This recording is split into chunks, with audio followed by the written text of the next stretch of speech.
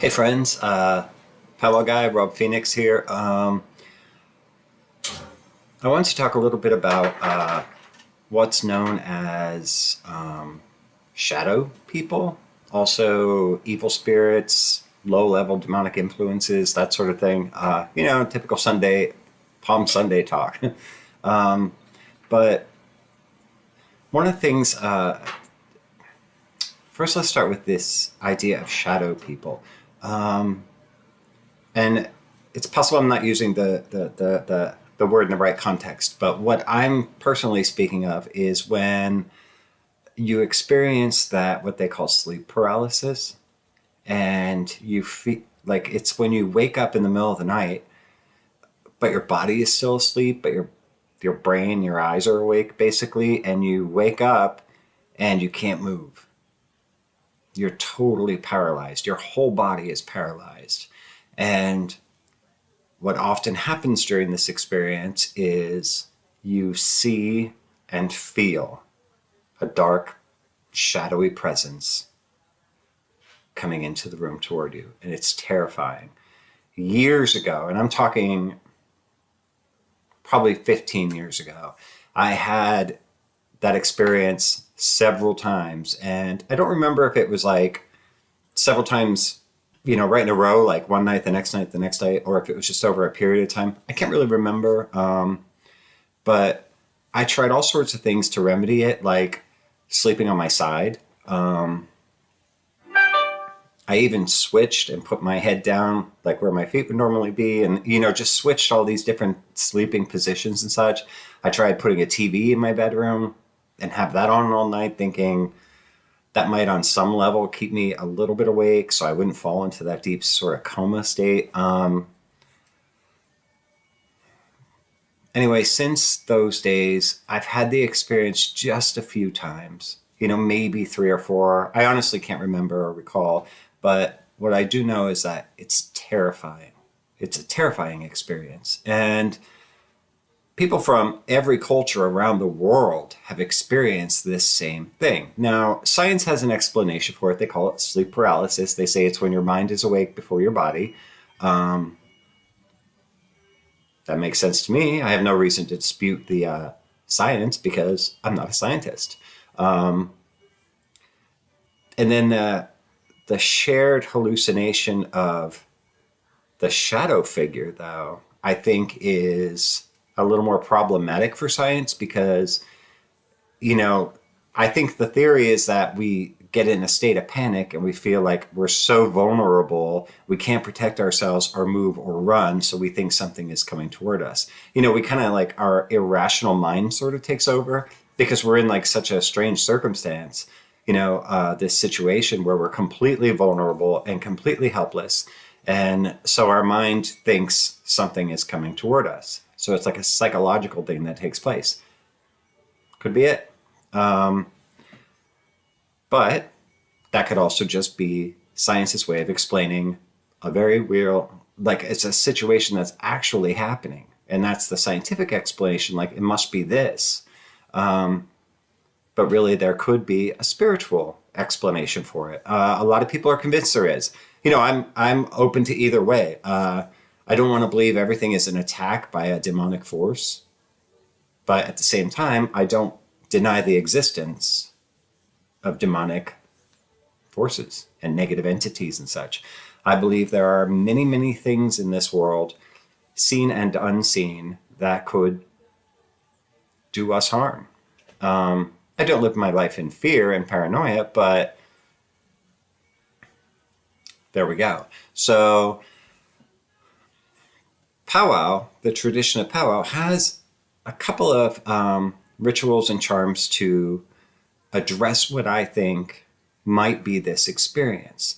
There are charms for something called bedgoblins and also trotterhead, which trotterhead is kind of defined as some sort of evil spirit, some sort of kind of low-level demonic entity that comes at night when you're in bed. And bedgoblin kind of speaks for itself. In my mind, I see bedgoblin as that, there's this like famous image of a nightmare, and this like goblin thing is sitting on this person's chest. And that's one of the sensations that people feel when they experience this sort of sleep paralysis, is pressure on their chest. And people have seen entities on their chest, like a hag or a man with a hat or some sort of dark blacking, like a black shadowy figure, putting pressure on their chest, holding them down. So there are a lot of really frightening and disturbing stories out there about people's experience with this. So it's very telling that there are charms and rituals for this within the powwow tradition to protect yourself against these things. One of the more popular ones is the trotter head. I forbid you my bed, my bedstead and my home, and I forbid you my property and my animals and all this, I'm paraphrasing. And the other one is the bedgoblins, and all evil spirits. I forbid you my bed. I forbid you my couch. So we have, in my home, meaning Bill and I have the trotter head protective talisman, as almost like a piece of art, framed, hanging above our bed. It's been there for years. I made it way before I even knew Bill. I made it many, many years ago when I first started having all these experiences. And we keep that in our bedroom on the wall above the bed. But so there's that you can do.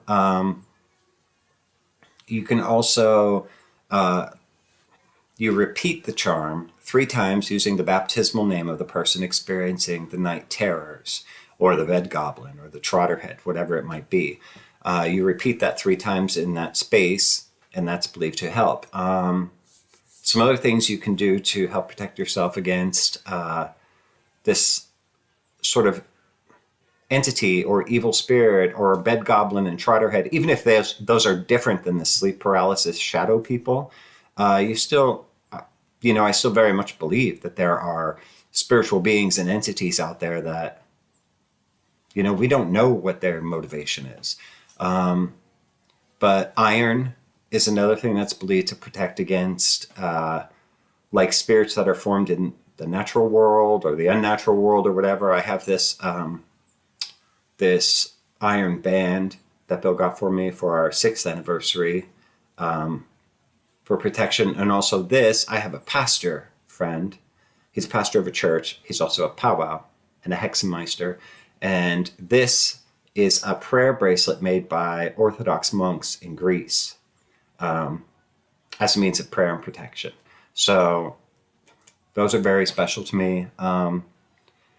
And also another friend I know, she makes these wonderful little pouches out of this really soft sort of organic, it's non-synthetic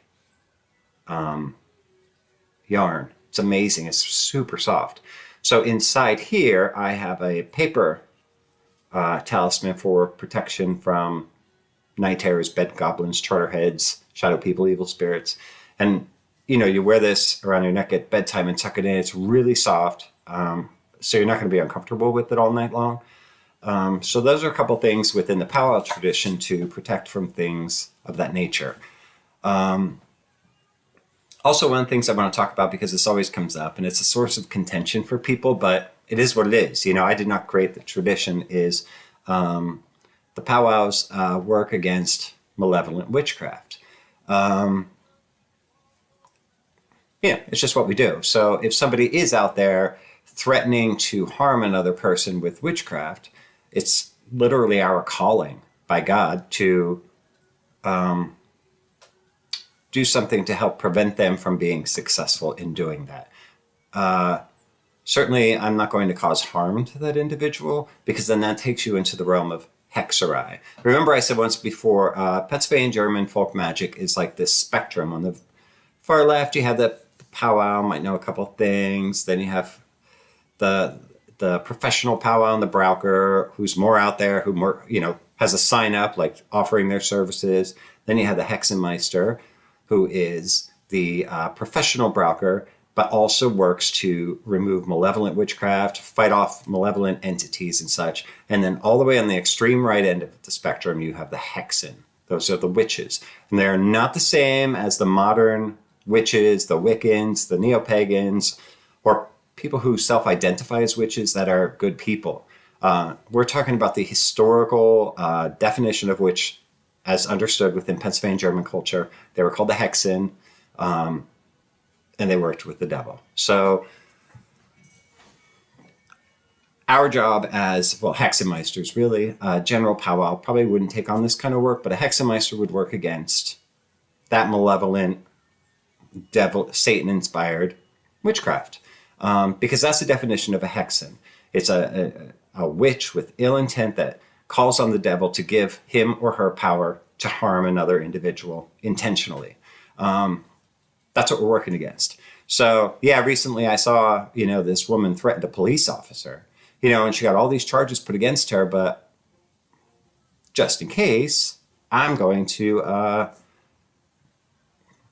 do some of the work that I do to help ensure that she's not able to do that. It's not going to harm her. It's just going to prevent her from doing harm against a police officer.